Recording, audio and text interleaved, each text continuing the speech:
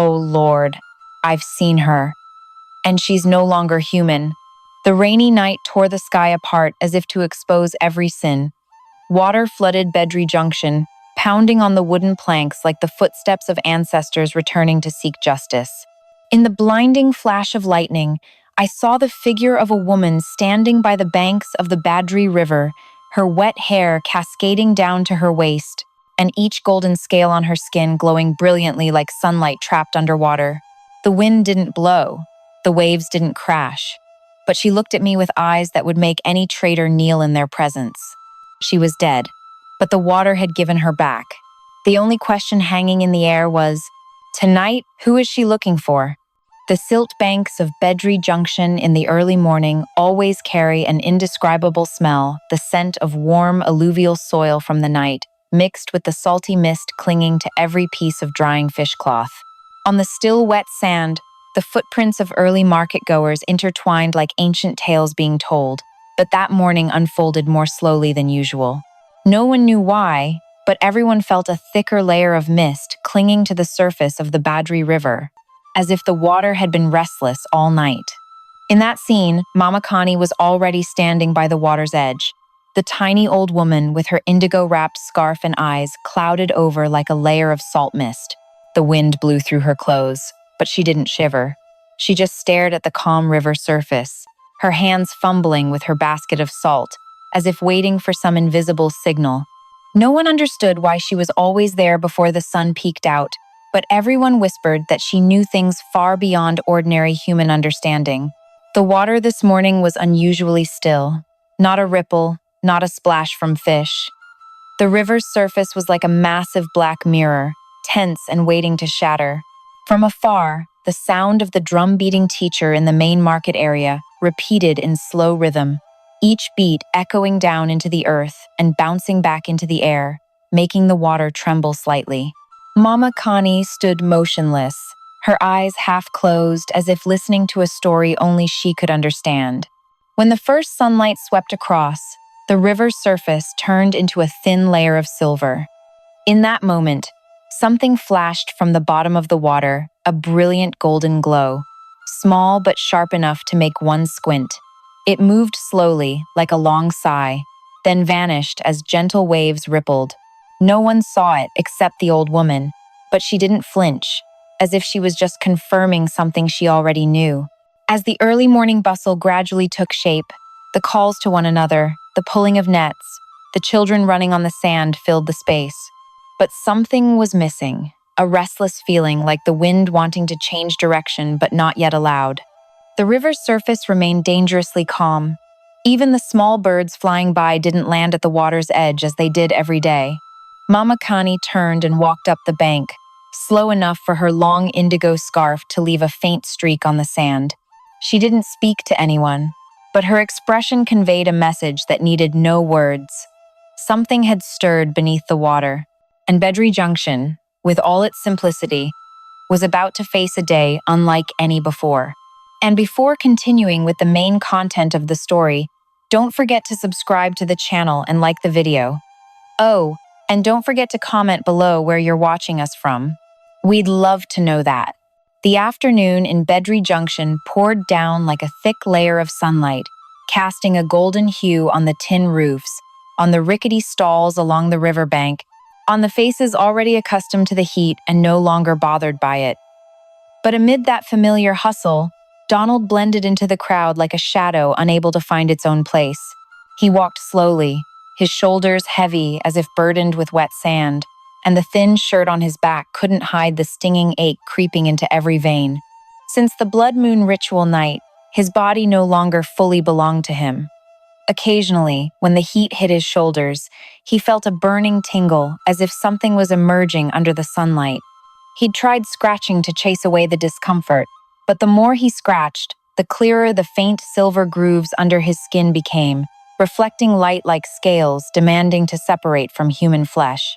He'd pulled his collar up to hide it, but still, some people caught a glimpse and immediately turned away with eyes mixed with unease and fear. Donald lowered his head, walking faster, but each step felt pulled down by an invisible weight. The mist from the Badri River slapped his face, but brought no coolness. It only reminded him of the night he'd lost what was most precious. Every time he passed any puddle, even one left by an old rain, the reflection below was never straight. Sometimes his facial lines warped like water whipped by wind. Sometimes the eyes in the reflection gleamed a gold not his own. And there were brief moments that nearly brought him to his knees, when the face in the water bore no human shape at all. That feeling terrified him, but his greatest fear lay at the back of his neck, where the scales were growing with each restless night. They didn't hurt, but carried a small pulse, like something trying to force its way into his bone marrow to claim existence. At first, he thought it was his weary mind, that sleep had abandoned him since the ritual night. But day by day, the pulse grew clearer, sinking with the invisible dripping water inside his body, as if a tiny stream had started flowing through his chest. He remembered the words the Guju group had said, not in human voices, but in a muffled tone like the breath of water. They hadn't warned him that the price of wealth wasn't just taken from others' souls. They'd let him step into the whirlpool the water had waiting. So the ritual knife didn't cut straight into his throat but sank slowly into every flesh cavity, every skin crevice, every long sleepless night. The afternoon sun blurred as Donald instinctively raised his hand to cover half his face, as if that could hide the emptiness spreading in his eyes. The smell of smoked fish still wafted from the stalls, but now it only made his stomach twist. Sweat on his temples mixed with drops seeping from his palms whenever he felt uneasy, leaving on his skin a salty layer lingering like evidence of the curse. He knew he needed to leave the town, but every time he thought of stepping far from the riverbank, an invisible pull tugged at his ankles. It seemed the water wouldn't let him go too far, as if wanting to imprison him in his own sin. And that afternoon, when the wind carried an unusually cold mist, though night hadn't fallen, Donald understood that the change in his body was just the beginning. Something else was approaching, silent but certain, like the way the river always knew exactly when it wanted to swallow a soul.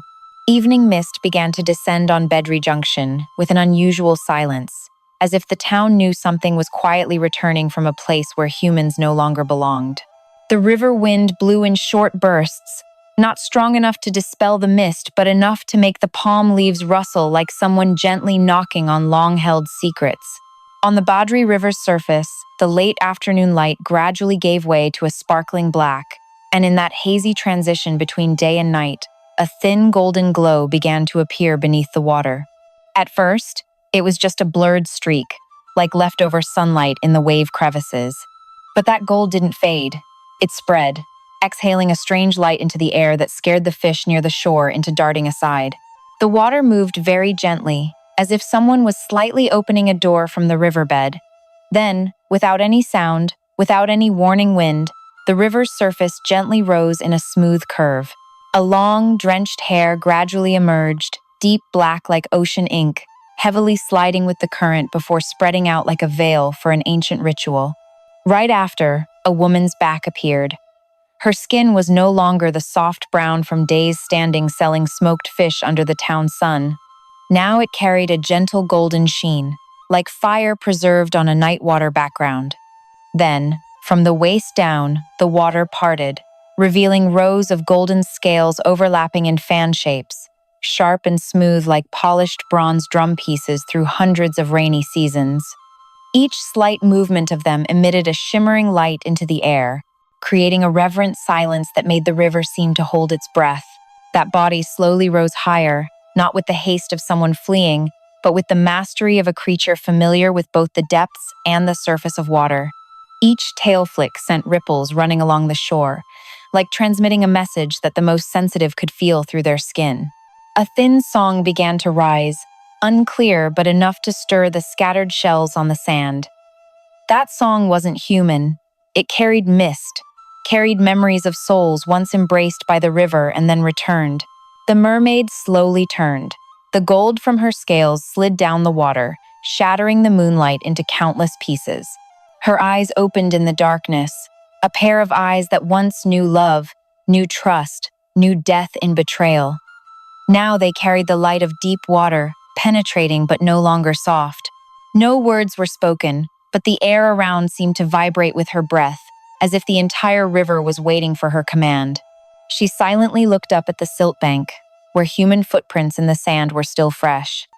Each print reminded her of a time gone by, a time when her heart still trembled with anticipation. Now those tremors had turned into a stronger, deeper purpose, a purpose forged by water, by darkness, by the call of guiding souls from the ocean. The riverbank was dead silent, as if holding its breath before her return. And when her brilliant golden tail flicked lightly on the water, all of Bedri Junction seemed to shudder. No one heard her footsteps as she began to advance toward the shore. But wherever she passed, the water parted softly, as if welcoming its true owner back. And now, dear viewers, please pause for a moment to subscribe to the channel before watching the main part of the story, but only if you truly empathize with what I'm sharing here, and leave a comment below telling me where you're watching from and what time it is now. It's fascinating to see people from everywhere joining us. Night fell over Bedri Junction, with a thick darkness like silk cloth dyed in tree resin, sweeping over the wooden houses and silencing even the usual insects.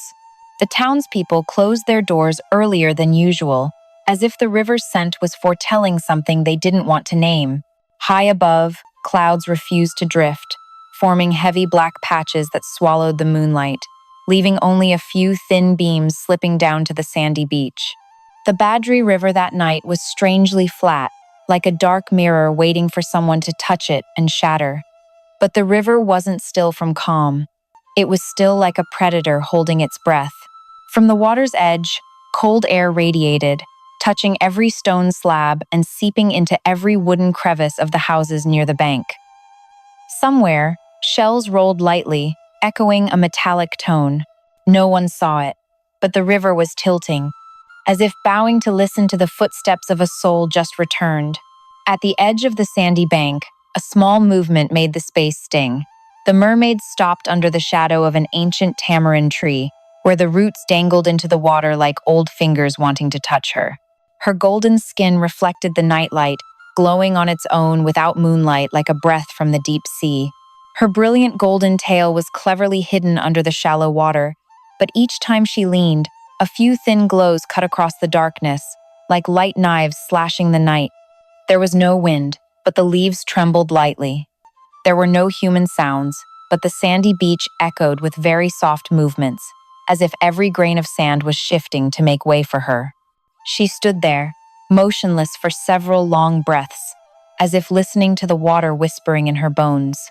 Deep in her chest, the guiding soul from the ocean still hummed very softly, a hum without words but clear like the breath of the mother sea.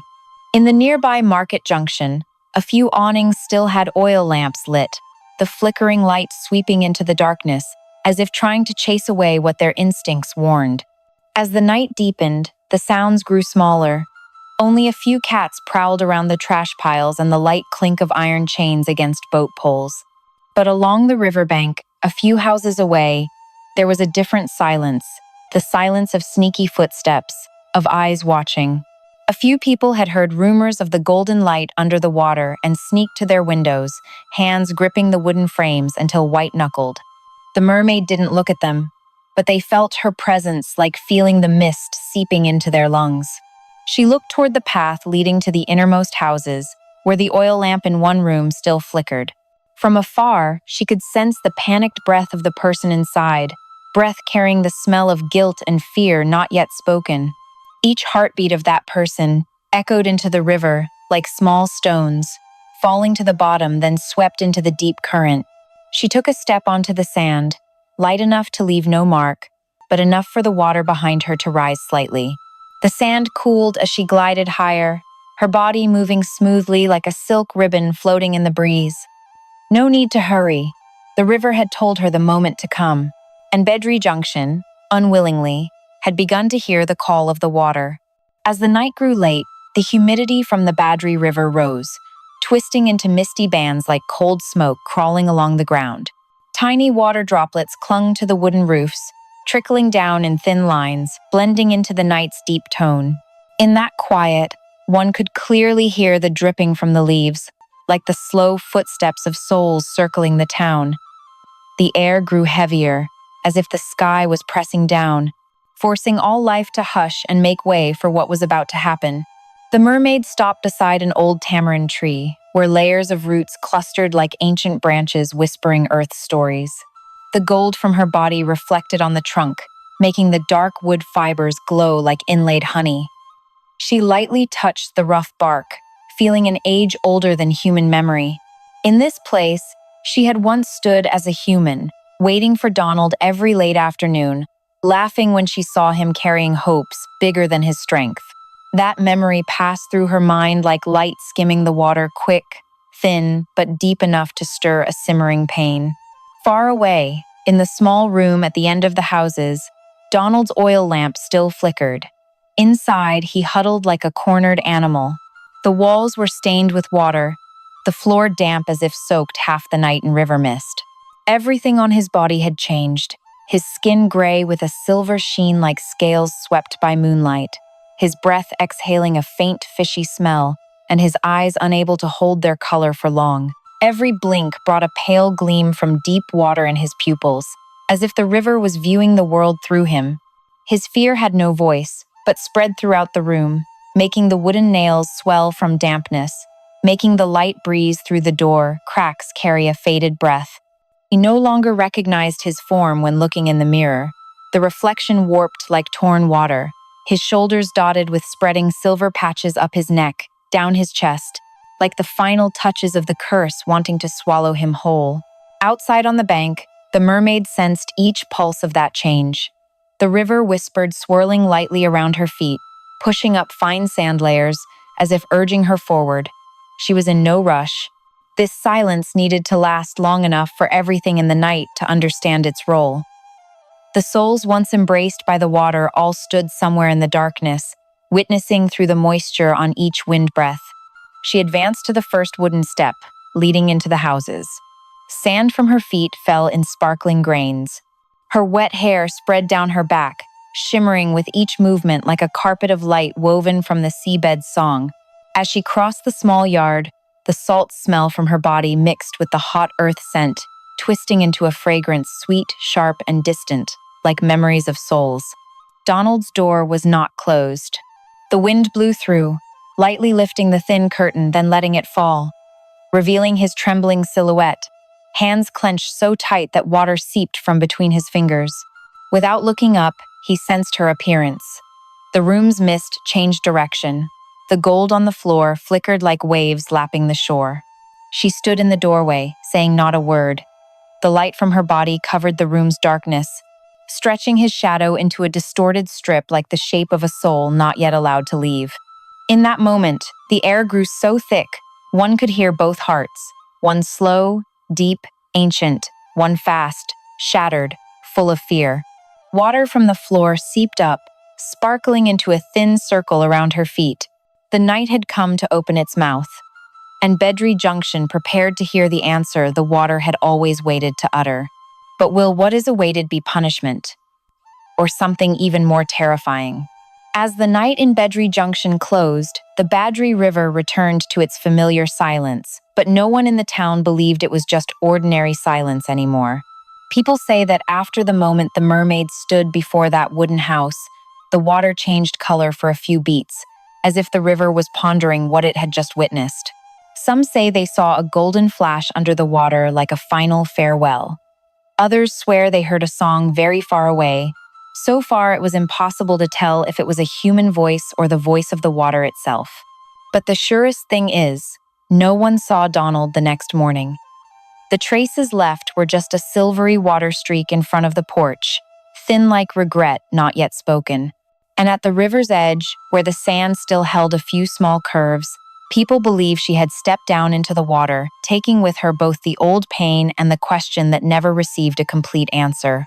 This story doesn't end here, because once the water has opened a path for a soul to return, it will open again when the debt is not yet fulfilled. Somewhere at the bottom of the Badri River, the golden light still breathes, waiting for the right moment to rise and continue the part of the story that Bedry Junction is not yet brave enough to face. If you want to know what happens next, let me know in the comments. Subscribe to the channel, share this story with your loved ones, friends living in the United States, so they can also feel the breath of water folklore, of the justice the ocean has never forgotten. And what do you think, will that soul return again? Or has the river been satisfied? Let me know.